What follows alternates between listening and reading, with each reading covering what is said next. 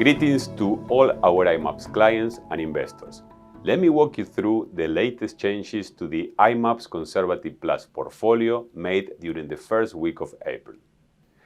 2024 kicked off sunny and breezy with global equity markets delivering positive returns and interest rate levels fairly stable.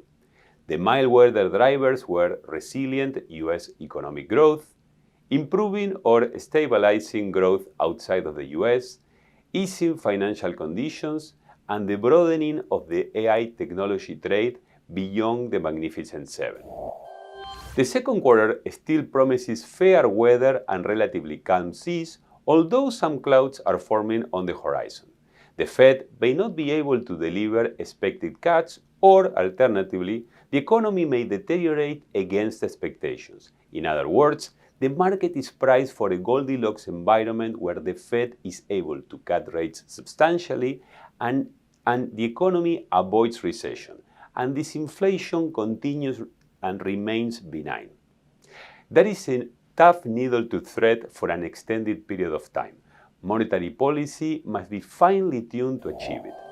Most credit metrics keep worsening versus recent history, and momentum-driven stocks outperformance may be getting stretched.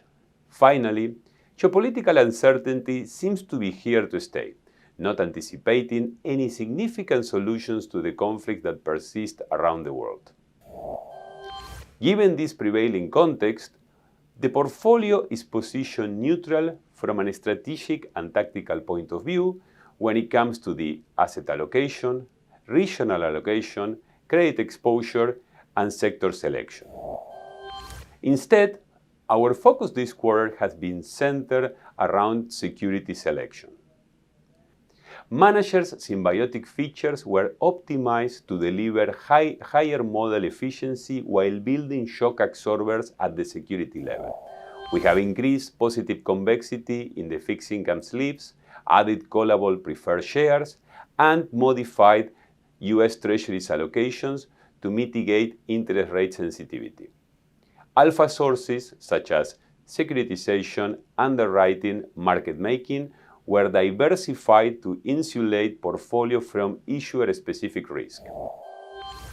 On the equity side, we have expanded the use of short positions and derivatives to increase risk-adjusted resilience.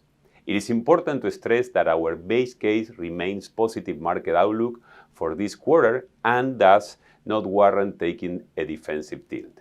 Hence, the magnitude of the aforementioned adjustments remains small on a relative basis, despite still providing a meaningful risk-adjusted enhancement. Finally, at all levels of the portfolio, complementary active managers were introduced. For instance, in high-yield bonds, emerging markets debt, and US mid-cap equities, among other sleeves. The goal was not to diversify risk away, but rather to preserve constant factor exposure while augmenting bottom-up portfolio construction. We hope you are well, and as always, please reach out to your financial advisor or investment professional with any questions you may have. Thank you.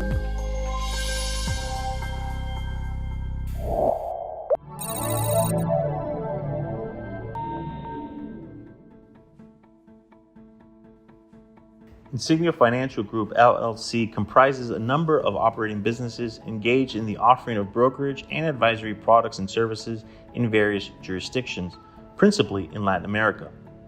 Brokerage products and services are offered through Insigneo International Financial Services, LLC, headquartered in Puerto Rico, and through Insigneo Securities, LLC, headquartered in Miami. Both are members of the Financial Industry Regulatory Authority, FINRA, and Securities Investors Protection Corporation, SIPC. Investment advisory products and services are offered through Insigneo Advisory Services, LLC, an investment advisor registered with the Securities and Exchange Commission.